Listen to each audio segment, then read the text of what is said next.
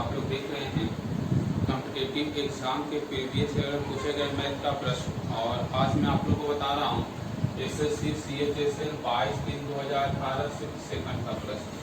तो इसमें जो भी प्रश्न पूछा गया है मैथ का उसको मैं एक बताऊंगा। तो चलिए शुरू करते हैं। पहला प्रश्न कह रहा है कि 4000 रुपये की राशि 8% साधारण ब्याज के दर से 6 वर्षों में 7000 रुपया हो जाती है।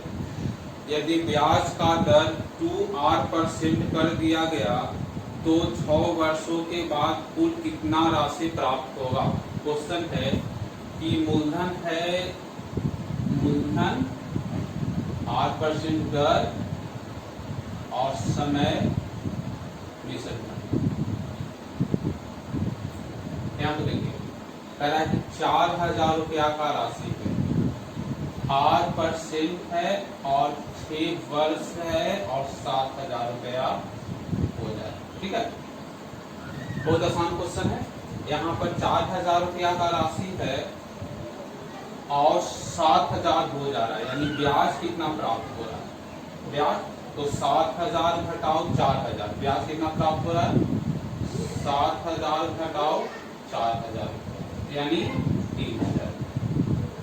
ब्याज कितना प्राप्त हो रहा है 3000 रुपया, यानी 8% के दर से 6 वर्षों का ब्याज 3000 रुपया है। अगर 8% के दर से 6 वर्षों का ब्याज तो 2R यानी 2R यहाँ है, यानी R दुगुना हो गया तो ये ब्याज भी दुगुना हो जाएगा। कितना हो जाएगा 2R% के दर से 6000।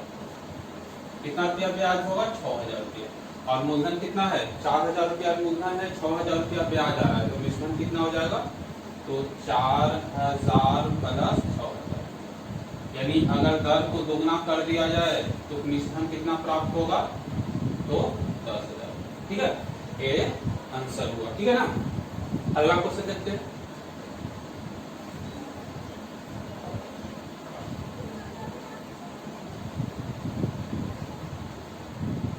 अगला क्वेश्चन कह रहा है कि 42 वस्तुओं का क्रय मूल्य 39 वस्तुओं के विक्रय मूल्य के बराबर है तो कितने % का लाभ होगा। यहाँ पर कह रहा है 42 वस्तुओं का क्रय मूल्य।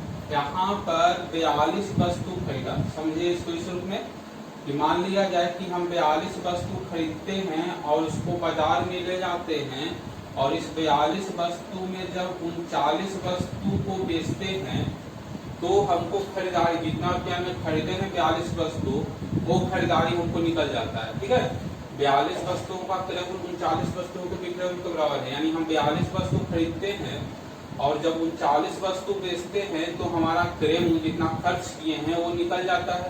तो वो फायदा कितना होगा तो 3 वस्तु के बराबर हमको फायदा होगा। 39 वस्तु को बेचने पर क्रय मूल्य निकल गया तो 3 वस्तु के बराबर तो फायदा हुआ, तो कितने % का लाभ हुआ तो 39 वस्तु में 3 वस्तु को फायदा हो रहा है तो कितना 3/39 गुने 100, 3/39 गुने कितने बार में घटेगा 13। कितना हो गया 100/13%। कितना हो जाएगा 100/13%, यानी इसको लिख सकते हैं 7.9/13%। ठीक है, कितने % का लाभ हुआ तो 7.9/13%। अगला क्वेश्चन देखते हैं।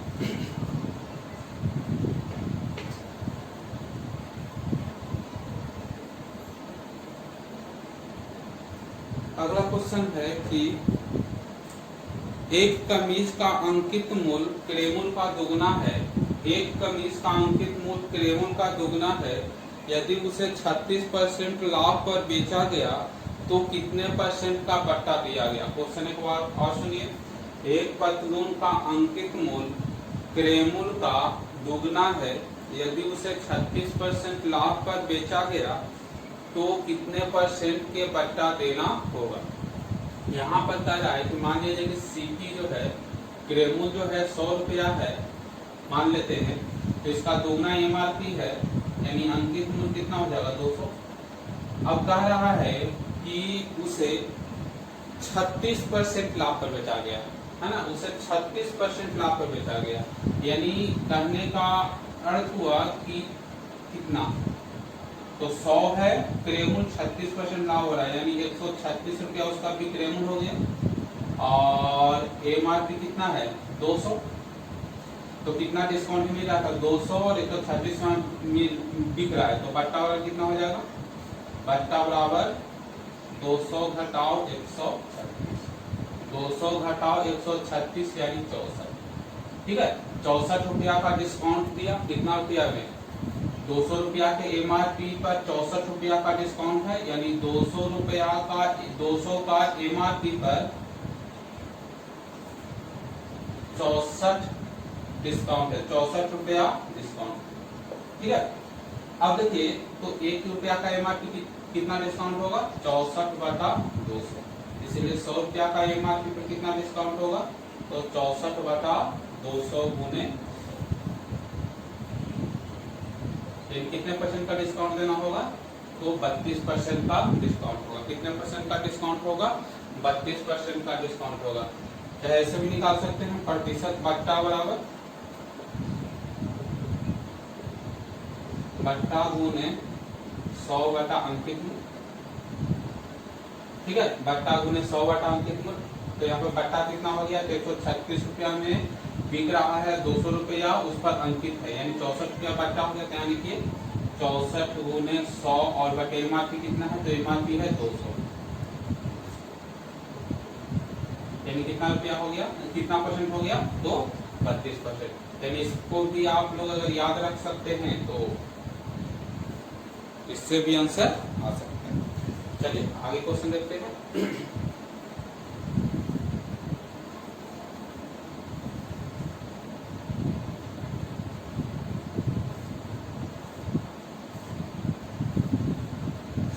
चलिए अगला क्वेश्चन है कि रस एवं जल के 240 लीटर के मिश्रण में 15% जल है, कितना लीटर जल मिलाया जाए कि नए मिश्रण में जल की मात्रा 25% हो जाए। क्वेश्चन सुनिए एक बार और।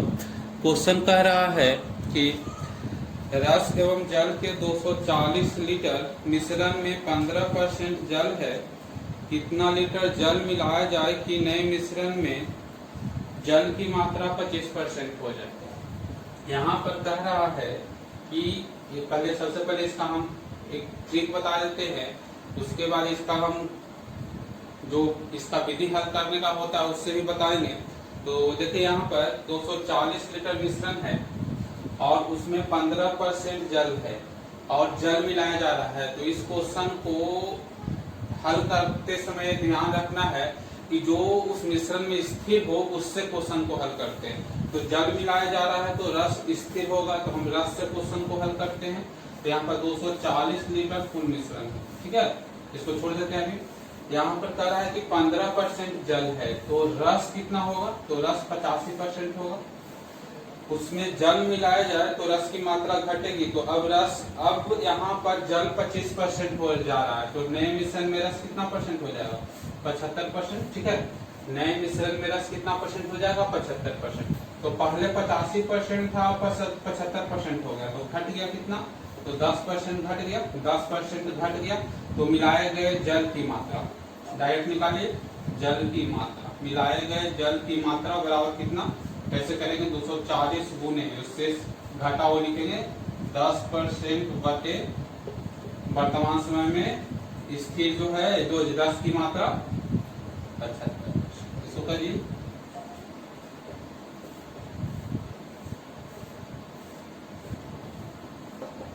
यानी कितना लीटर, 32 लीटर आंसर। कितना आंसर हो जाएगा इसका, 32 लीटर आंसर। ठीक है, अब इसको बनाते हैं। ये तो हो गया आपका शॉर्ट ट्रिक। अब इसको बनाते हैं कैसे वो भी देख लीजिए।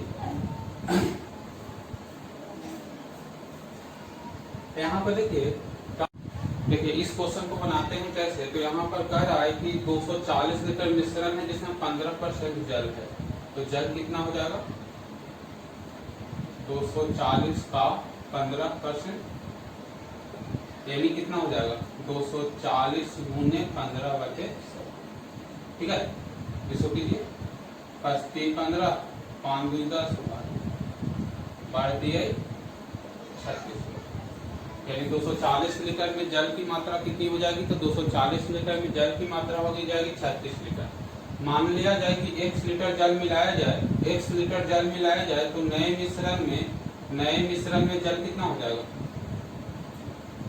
ये जल कितना हो जाएगा, तो x लीटर मिलाया जाए तो 36 + x हो जाएगा। इसको बता रहे हैं, इसका ट्रिक पहले बता चुके हैं, आप लोग को बता रहे हैं कि इसको बनाते हैं कैसे। तो नए मिश्रण में जल कितना हो गया, 36 + x, और मिश्रण है 240 लीटर पहले, तो नया मिश्रण कितना हो गया, नया मिश्रण कितना हो जाएगा, तो 240 + x। अब इतने मिश्रण में इतना लीटर जल है, जो मिश्रण का कितना परसेंट है, जो मिश्रण का 25% है ना। नए मिश्रण में जल की मात्रा कितना है, 25%, तो कर दीजिए इसको, 240 + x का 25% है ना, 25% बराबर कितना, 36 + x। इसको हल कीजिए तो 240 + x गुने 25/100 बराबर 36 + 25 हो गए, 240 + x बराबर, इसको हल कीजिए कितना हो जाएगा, 144 + ठीक है। अब ये इधर आएगा और ये इधर जाएगा, तो 4x में से x घट गया 3x है ना, और 240 में 144 घटाए तो कितना हो जाएगा, 6 और 9 96, ठीक है। तो काफी यानी x वाला कितना होगा, 32 लीटर। कितना लीटर जल मिलाया जाए, तो 32 लीटर, ठीक है। तो इस क्वेश्चन को ऐसे बनाते हैं। हम तो कहेंगे कि जो पहले बताए हैं उसको अच्छी तरह समझ लीजिए, और वैसे क्वेश्चन बनाइए, आपको टाइम बहुत ज्यादा बचेगा, ठीक है। तो अगला क्वेश्चन हम लोग देखते हैं क्या है।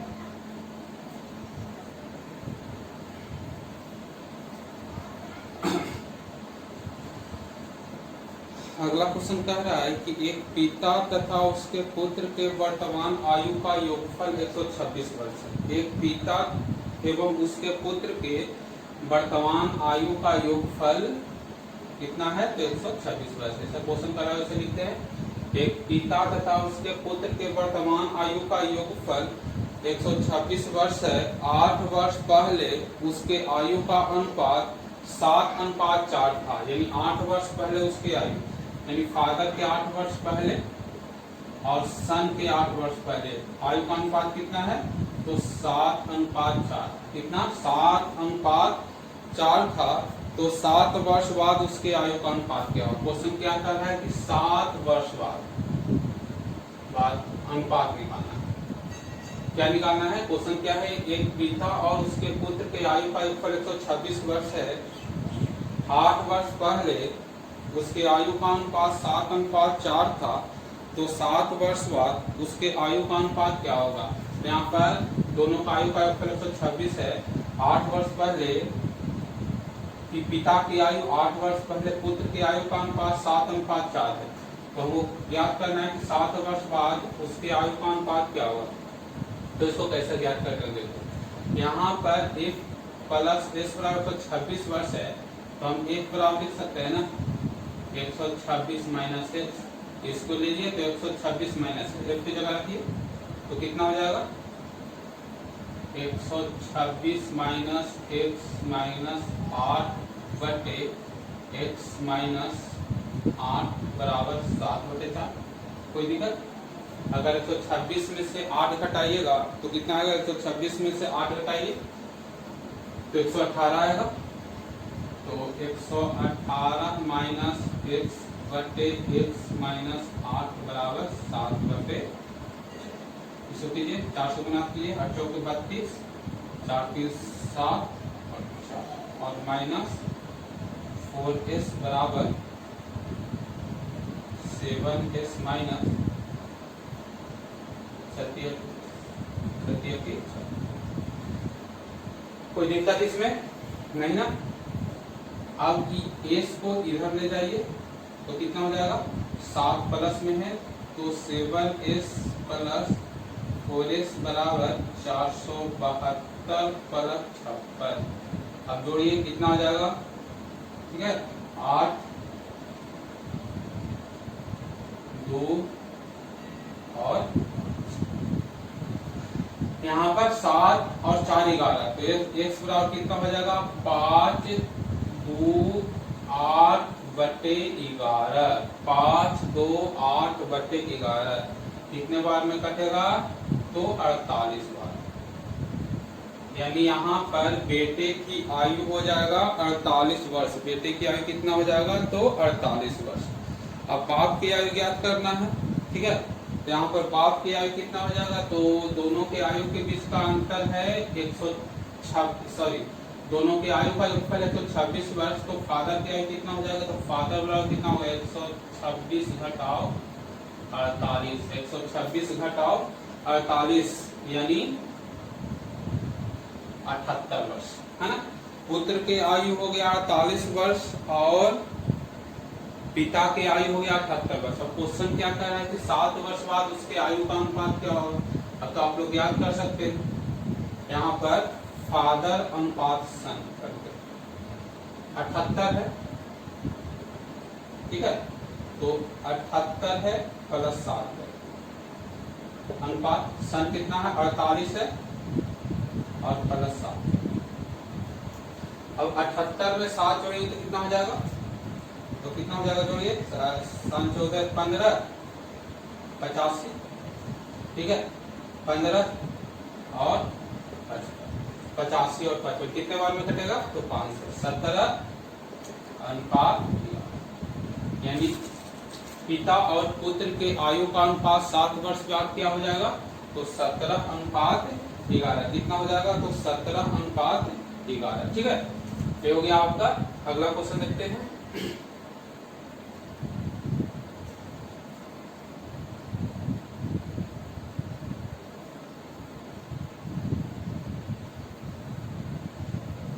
चलिए अगला क्वेश्चन है कि दो बर्तनों में क्रमशः स्प्रिट एवं पानी का अनुपात 5:1 और 3:7 है।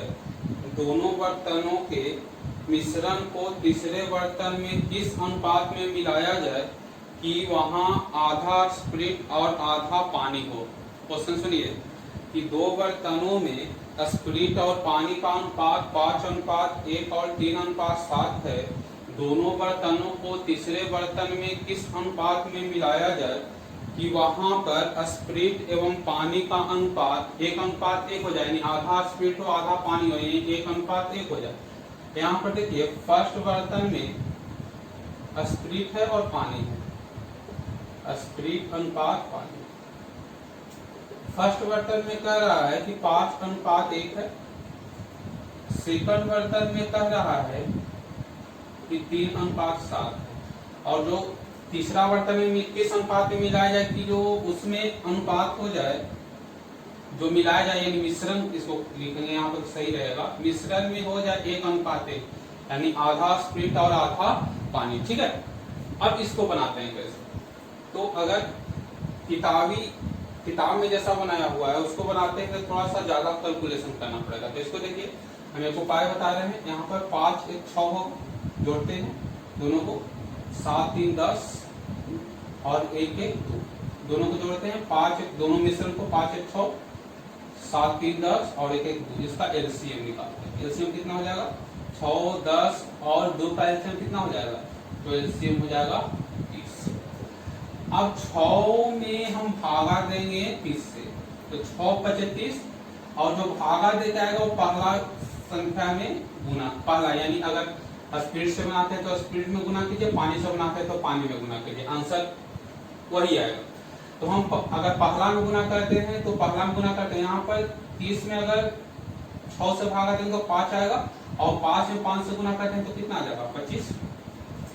वैसा ही 10 में 10 को 30 में भागा देते हैं, ठीक है। तो अगर 30 भागा 10 करेंगे तो 3 आएगा और पहला अगर यहाँ पहला से गुना करते यहाँ पहला से गुना करेंगे तो 3 है 9। वही करते यहाँ पर भी 15 15 दूनी 30 और इसमें गुना करते हैं तो अब कर दीजिए 15 में से 9 घटेगा तो कितना हो जाएगा 6, ये नियम तो जानते होंगे। 15 में से 9 घटेगा तो कितना हो जाएगा 6 और यहाँ पर 25 में से 15 घटेगा तो कितना होगा 10। अगर इसको काटिए इनके अनुपात में मिलाया जाए तो 3:7, किस अनुपात में मिलाया जाए तो 3 अनुपात, ठीक है, 5, 3 अनुपात 5 किस अनुपात में मिलाया जाए, तो 3 अनुपात 5 के अनुपात में मिलाया जाएगा। ठीक है, कोई दिक्कत? चलिए आगे बढ़ते हैं, इसको इस रूप में बनाएंगे।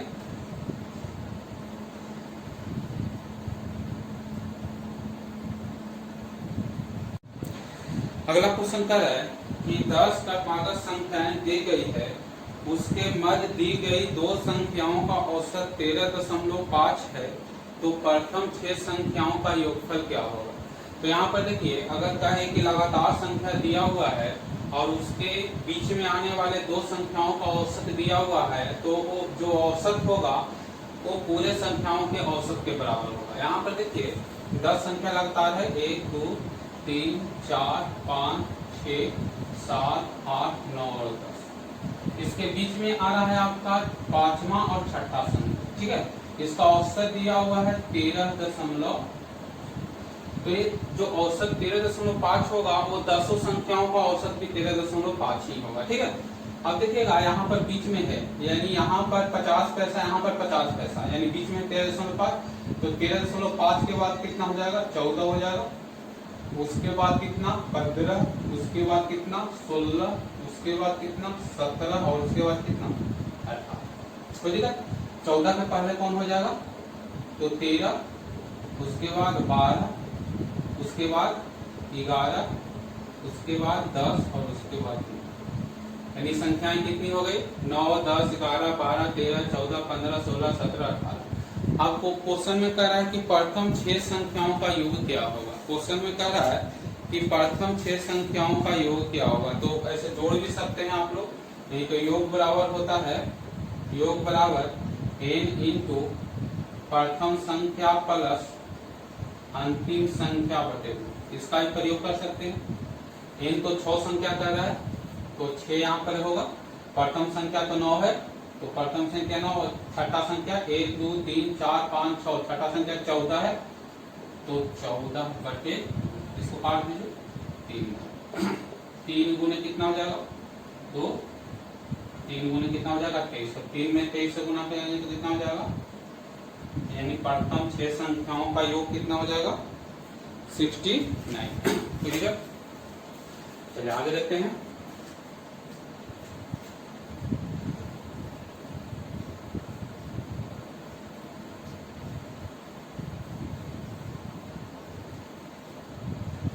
अगला क्वेश्चन इस प्रकार है कि √5 प्लस √4 बटे √5 माइनस √4 प्लस √5 माइनस √4 और बटे √5 प्लस √4।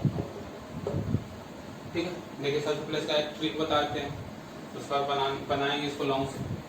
यहाँ पर इस प्रकार है √a plus √b, √a minus √b, यहाँ पर प्लस रहे तब बता रहे हैं। √a माइनस √b और √a प्लस √b, यहाँ पर बीच में प्लस है जुड़ा हुआ, तो कैसे बनेगा, देखिए आसान है। जुड़िए, 5 और 4 कितना होगा, 5 4 9 और 9 5 14 और 14 और 4 18, यहाँ लिख दीजिए। और 5 में से 4 घट गया 1, यानी कितना 18। ये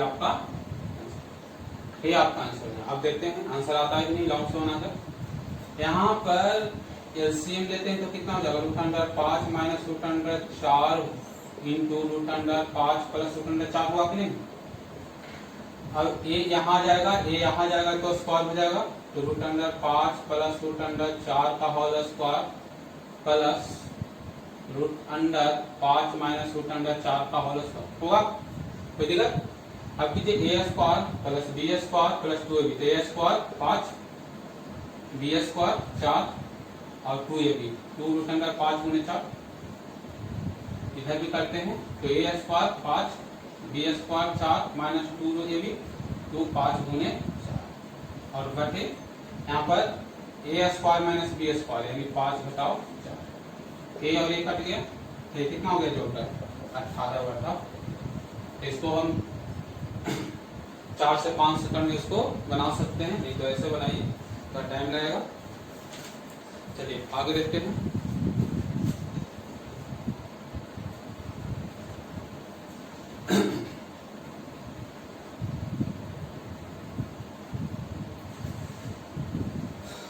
अगला क्वेश्चन कह रहा है कि P एक मेज को 16 दिन में बना सकता है और Q उसे 20 दिन में बना सकता है।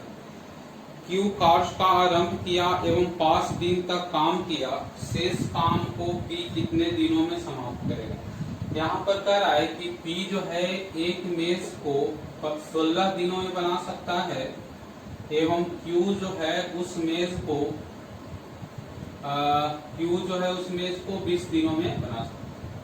Q जो है 5 दिन तक अकेले काम किया, 5 दिन तक अकेले काम किया और शेष जो मेज को P बनाया। तो मान लीजिए शेष मेज को कितना दिन में बनाया, तो X दिन में कौन बनाया, P बनाया। कह रहा है यहाँ पर क्वेश्चन कि Q जो है 20 दिन में बनाता है, 5 दिन तक काम किया, तो 5 दिन में कितना मेज बनाएगा, तो 5/20 भाग बनाएगा। इसको कर दीजिए, यानी 1/4 भाग बना देगा। कौन, Q जो है 1/4 भाग बना देगा मेज का। तो शेष कितना भाग बच जाएगा, तो 1 घटाओ 1/4 यानी 3/4 भाग बचेगा, उसको बनाता है P 16 दिन में। 3/4 भाग जो बचेगा और P जो है 16 दिन में एक मेज बनाता है, यानी एक भाग बना रहा है 16 दिन में कौन, P। तो 3/4 भाग कितना दिन में बनाएगा, तो 16 गुने 3/, यानी कितना दिन में शेष भाग को बना देगा, तो शेष भाग मेज के शेष भाग को कितना दिन में बना देगा, तो शेष भाग को 12 दिनों में बना देगा। ठीक है, चलिए आगे।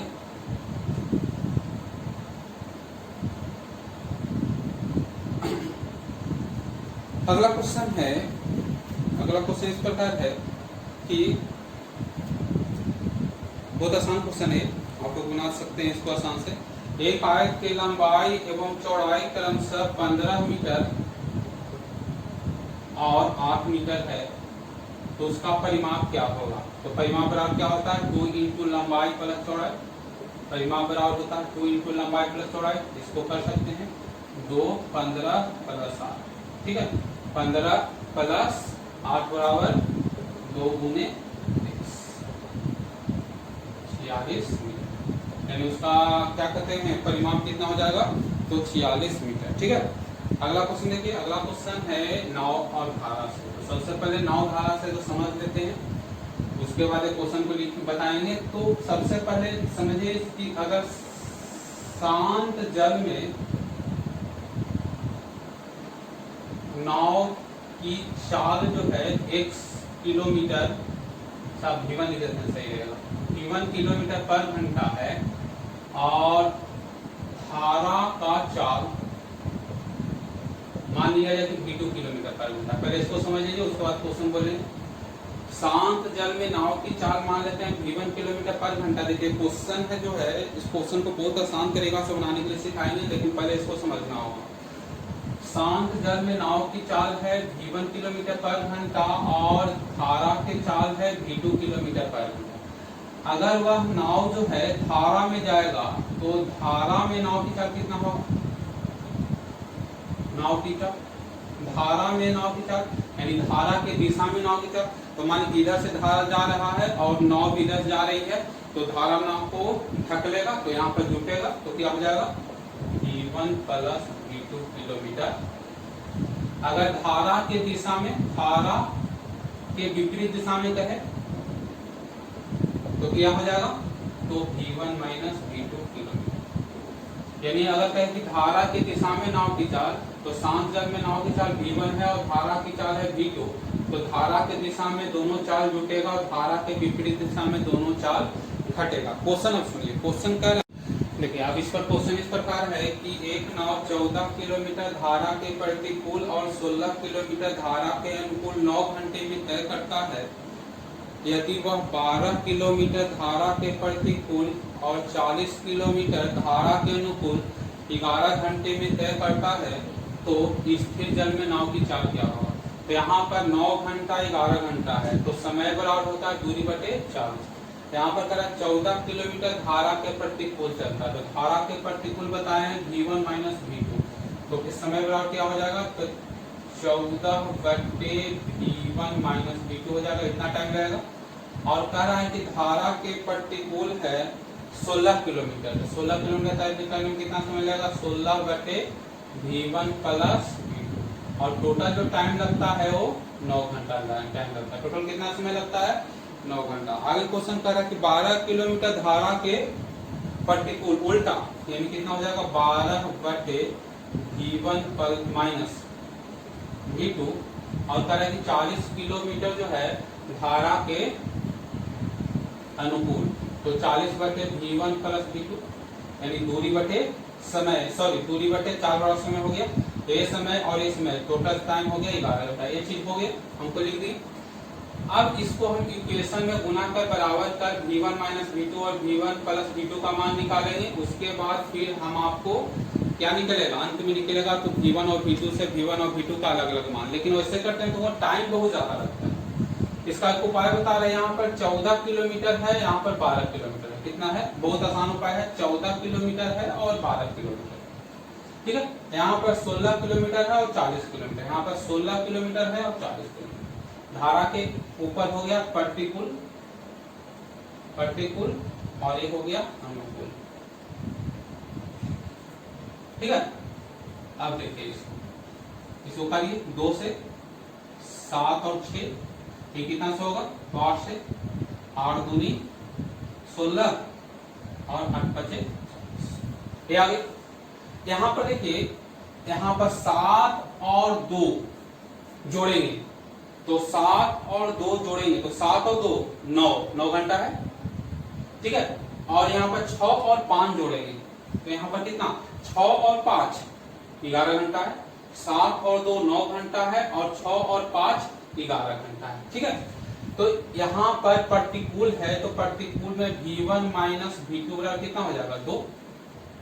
और यहाँ पर V1 प्लस V2 बराबर कितना हो जाएगा? 8। अब V1 का मान निकालना है तो काट दीजिए, 2V1 बराबर 10, काट दीजिए 5 बार में, तो V1 बराबर क्या हो जाएगा? 5 किलोमीटर पर घंटा। V1 का मान कितना हो जाएगा? 5 किलोमीटर पर घंटा, यानी शांत जल में नाव की चाल कितनी हो जाएगी? 5 किलोमीटर पर घंटा। ठीक है, ये बहुत आसान से बन गया।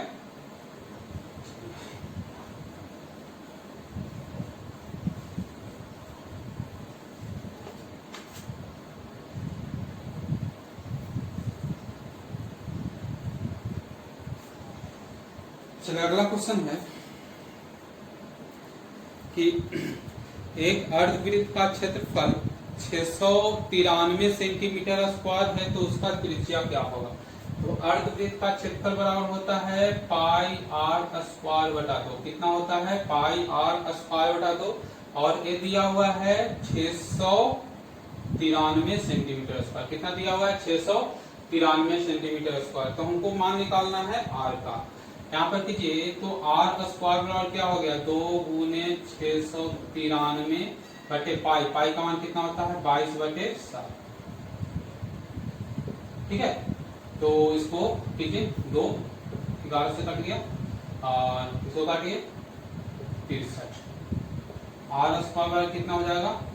63 गुने 7 यानी 21 का होल स्क्वायर, यानी आर बराबर कितना हो जाएगा? कितना सेंटीमीटर हो जाएगा?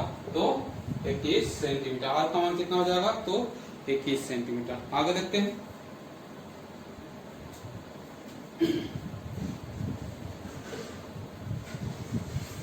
अगला क्वेश्चन है कि 28 सेंटीमीटर व्यास तथा 12 सेंटीमीटर तिर्यक ऊंचाई वाले लंबवृत्तीय शंकु के वक्र पृष्ठ का क्षेत्रफल क्या होगा? तो इसमें सारा चीज तो दिया हुआ है।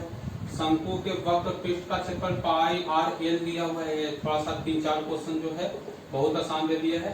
तो क्षेत्रफल बराबर होता है पाई आर एल। यहाँ पर आर का मान दिया हुआ है आपका 28 बटे 2, यानी व्यास दिया हुआ है 28, तो आर बराबर कितना हो गया? 28 बटा 2 यानी 14, और एल का मान दिया हुआ है 12 सेंटीमीटर में है। तो क्षेत्रफल पाई का मान 22 बटे 7 होता है, तो 22 बटे 7 गुने 14 गुने 12 कर दीजिए। इसको 2 बार में कटेगा और कितना? 48, कितना हो जाएगा? 8 8 4 12, कितना सेंटीमीटर स्क्वायर हो जाएगा? तो 528 सेंटीमीटर स्क्वायर। कितना हो जाएगा? 528 सेंटीमीटर स्क्वायर। आगे देखिए अगला क्वेश्चन है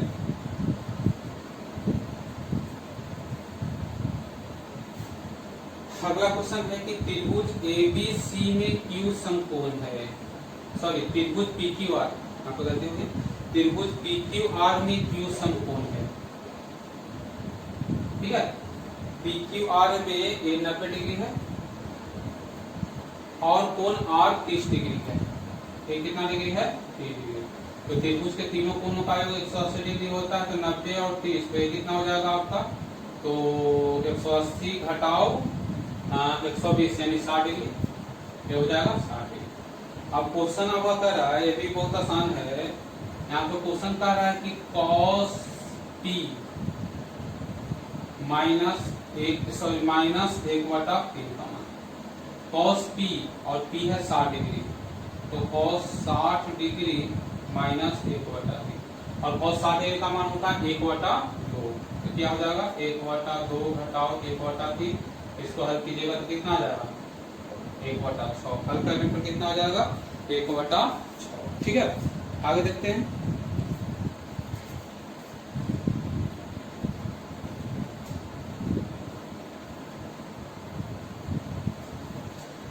अगला क्वेश्चन कर रहा है कि त्रिभुज ए बी सी में बी का मान 90 डिग्री है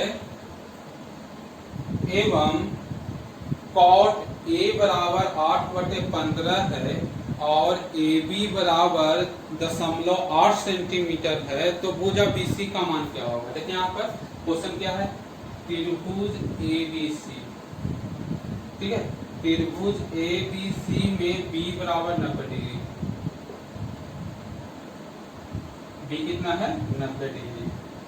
और यदि यहाँ पर दिया हुआ है कि कॉट ए बराबर हो जाता है 8/15, यहाँ पर देखिए कॉट थीटा बराबर होता है आधार बटे लंब। क्या होता है?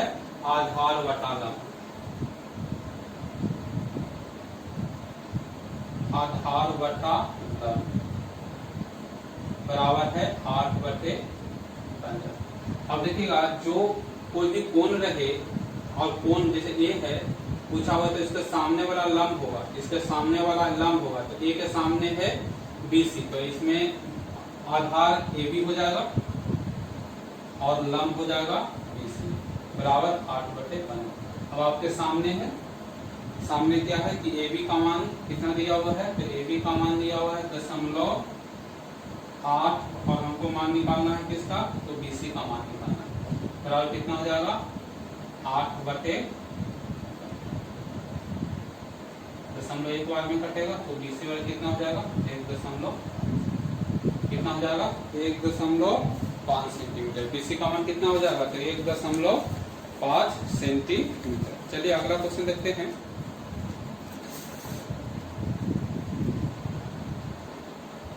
चलिए अगला क्वेश्चन इस प्रकार है, देखिए यहाँ पर ध्यान दीजिए। अगला क्वेश्चन है कि 196.196 बराबर बटा x, 19.6/x। यहाँ पर x का मान निकालना है, इसको लिख सकते हैं 196 गुने 1000/196 बराबर 196/10x। यहाँ से तो कट जाएगा, तो x कितना हो जाएगा? 196/, ठीक है, 10,000। अब कितना है? 1 2 3 4, 1 2 3 4, तो 0.019, कितना आंसर हो जाएगा? 0.0196।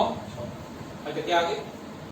चलिए अगला क्वेश्चन है, उसमें थोड़ा गुना करना है। क्वेश्चन इस प्रकार है कि एक संख्या है, एक संख्या 10,000 का 1/66 का 1/3 का 1/66 का 1/33 जो संख्या आएगी वह संख्या का कितना परसेंट होगा? एक संख्या 10,000 का 1/66 का 1/33 का 1/66 का 1/33 जो संख्या आएगी उस संख्या का कितना प्रतिशत होगा? तो सबसे पहले इसको गुना करना है। तो देखिए गुना करने का एक तरीका बता रहे हैं यहाँ पे। इसको 66 को क्या लिख सकते हैं? 6 गुने 11, 3 है तो 3 लिखिए। इसको क्या लिख सकते हैं? 6 गुने 11, इसको 3 गुने 11 लिखते हैं। इसमें 11 आया है तो कोई संख्या में 11 से गुना करना आसान होता है। तो यहाँ पर 6 तिया 18 हो गया और 6 तिया 18 हो गया। 18 में 18 से गुना करेंगे तो 324 आएगा, यानी 18 का होल स्क्वायर कितना होता है? तो 18 का होल स्क्वायर होता है 324। अब देखिएगा गुना कैसे करेंगे वो बता रहे हैं। अब सबसे पहले देखते हैं कि गुना कैसे करेंगे। तो 11 से जब कोई संख्या में गुना करते हैं तो इधर से शुरू करते हैं। 4 लेके जाओ और अगला अंक जोड़ते जाइए। 4 2 6 हो जाएगा, 3 2 5 हो जाएगा और 3 1 3, यानी एक 11 गुना हो गया। अब फिर दूसरा 11 से, इसमें 11 से गुना किया। अब ये लिखिए 4 है ना, 6 4 10 और 6 5 11 12, ठीक है, और 5 3 5 और 3 8 1 9 और कितना हो गया? ये भी 11 से गुना हो गया। अब तीसरा 11 कीजिए, 4 0 और 4 4 0 प्लस 2 2 और 9 और 2 11 और 9 और 3 12 13 3 है 4, यानी गुना करिए कितना आया? 4 3 1 2 4 4, गुना करिए कितना? 4 3 1 2 4 4। तो क्या लिखेंगे? 10,000 बटे 4 3 1 2 4 4, ये है ना। आपका x का इतना आया ना। अब कह रहा है ये संख्या जो आया है x का कितना परसेंट है, तो बटा x गुना 100 करेंगे, ये कट गया तो कितना आया? अब यहाँ पर भी भारी है, यहाँ पर भी करना भाग देना है। 4 3 1 2 4 4। अब यहाँ पर भी भाग देना है, यहाँ पर भी भाग देने में तो हमको बहुत ज्यादा टाइम लगेगा। अब यहाँ पर भी हमको थोड़ा सा उपाय लगाना है, ठीक है। यहाँ पर भी थोड़ा सा हमको उपाय लगाना है। क्या उपाय लगाना है? तो हम 2 अंक लेके ये बाकी अंक छोड़ते हैं, 2 अंक लेते हैं। 1 2 3 4 अंक छोड़ेंगे, ऊपर भी 1 2 3 4 अंक छोड़ देंगे तो क्या लिख देंगे? 100 बटे 43। और 100 में 43 से भाग देना तो आसान है। यहाँ पर 2.3 कितना परसेंट हो जाएगा? 2.3%। कितना परसेंट हो जाएगा? 2.3%। चलिए आगे चलते हैं। क्वेश्चन, अगला क्वेश्चन कह रहा है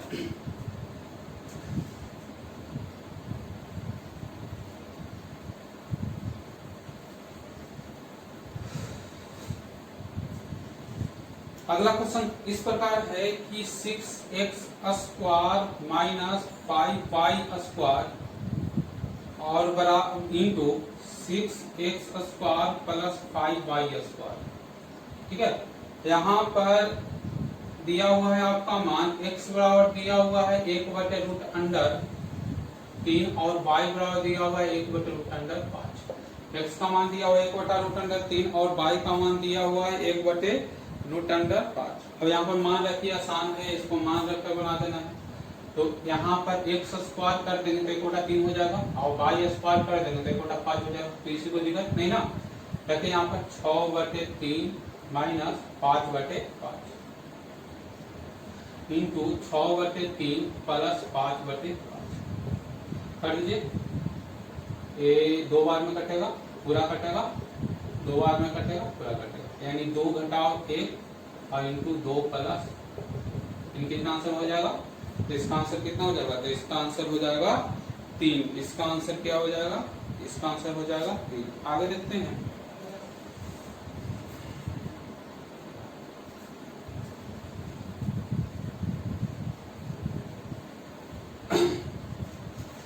अगला क्वेश्चन है कि इस प्रकार है a@b बराबर a plus b into a Guna b। हमको मान निकालना है 6/5। क्या मान निकालना है? 6/5। यहाँ पे देखिए इसको बराबर दिया हुआ है, हमको इसका मान निकालना है। यहाँ पर लिखते हैं 6/5 लिखते हैं। तो यहाँ पर a बराबर 6 लिख देते हैं और b बराबर क्या लिख देंगे? 5। a बराबर 6 और b बराबर 5 रहेगा। तो जहाँ a आएगा वहाँ 6 और जहाँ b आएगा वहाँ 5 और गुने 6 गुने 5। अब 6 5 11 और 6 5 30, यानी कितना हो जाएगा? 330। आंसर कितना हो जाएगा? इसका आंसर हो जाएगा 330। कोई दिक्कत?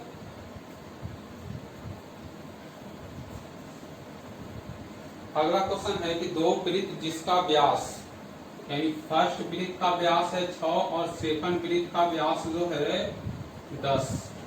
ठीक है, तो त्रिज्या कितना हो जाएगा? तो त्रिज्या फर्स्ट वृत्त का 3 और दूसरा वृत्त का त्रिज्या कितना हो जाएगा? 5। अब कह रहा है कि दोनों के केंद्रों के बीच की दूरी 8 सेंटीमीटर है, तो दोनों वृत्त से कितने स्पर्श उभयनिष्ठ स्पर्श रेखा खींचे जा सकते हैं? यहाँ पर देखिए ये दो वृत्त है और यहाँ पर स्पर्श हमको कैसे पता चला कि स्पर्श एक दूसरे को स्पर्श करेगा? यहाँ पर देखिए दोनों वृत्तों के केंद्रों के बीच की दूरी कितना 8 है। यहाँ पर इसका त्रिज्या अगर 3 लेते हैं और इसका त्रिज्या अगर 5 लेते हैं तो केंद्रों के बीच की दूरी कितना हो गया? 8। यानी दोनों वृत्त एक दूसरे को स्पर्श करेगी। अब क्वेश्चन पूछ रहा है कि इससे कितने स्पर्श रेखाएं खींचे जा सकते हैं? तो कीजिए सबसे उभयनिष्ठ स्पर्श रेखा, दोनों को स्पर्श करने में पहला एक ऊपर से खींचे, दूसरा और तीसरा दोनों के बीच से खींचे। यानी कितने उभयनिष्ठ स्पर्श रेखा खींचे जा सकते हैं? तो 1, 2 और 3। कितने? 3। कितने उभयनिष्ठ स्पर्श रेखा खींचे जा सकते हैं? तो 3 उभयनिष्ठ स्पर्श रेखाएं खींचे जा सकते हैं। चलिए आगे क्वेश्चन है कि एक त्रिभुज है जिसका कोण का अनुपात दिया हुआ है 1:2:3। हमको पता लगाना है कौन सा त्रिभुज है। तो देखिए अगर किसी त्रिभुज के दो कोणों का योग तीसरे कोण के बराबर हो तो वह समकोण त्रिभुज होता है। त्रिभुज के दो कोणों का योगफल तीसरे कोण के बराबर हो तो कौन सा त्रिभुज होता है? समकोण त्रिभुज होता है। तो यह कौन सा त्रिभुज होगा? तो यह समकोण त्रिभुज होगा। चलिए आगे जो है, आगे का आपका 4 प्रश्न जो है वह ठीक है वृत्त चार्ट से संबंधित है। तो सबसे पहले उसका डायग्राम खींच लेते हैं, उसके बाद 4 क्वेश्चन को क्लियर करेंगे।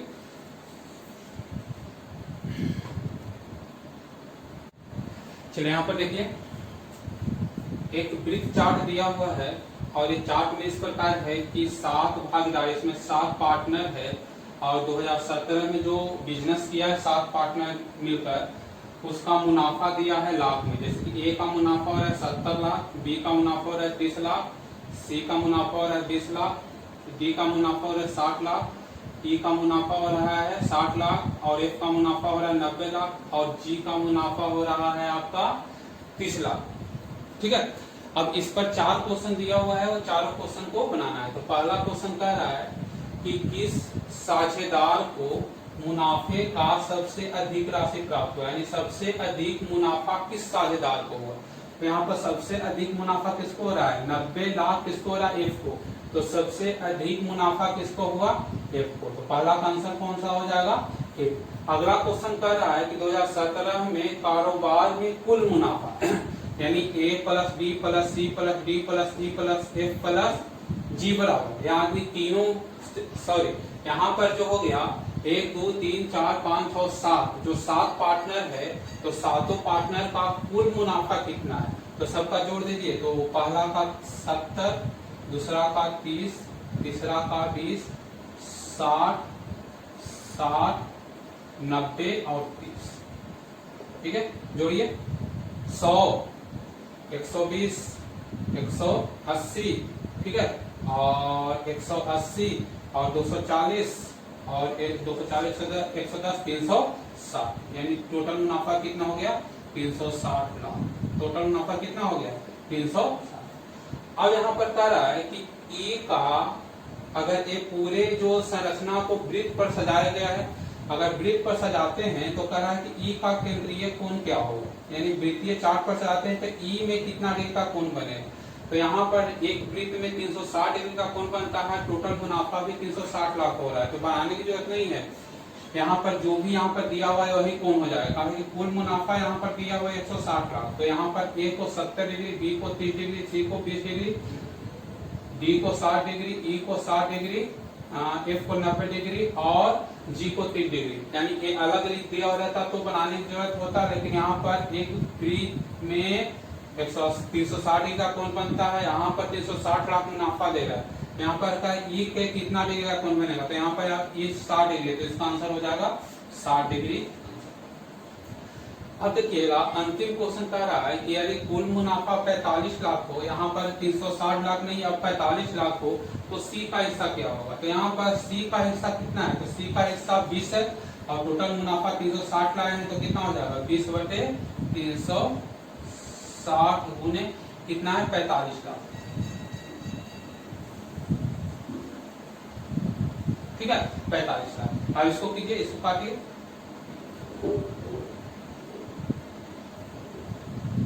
ठीक है अब काटिए 9×5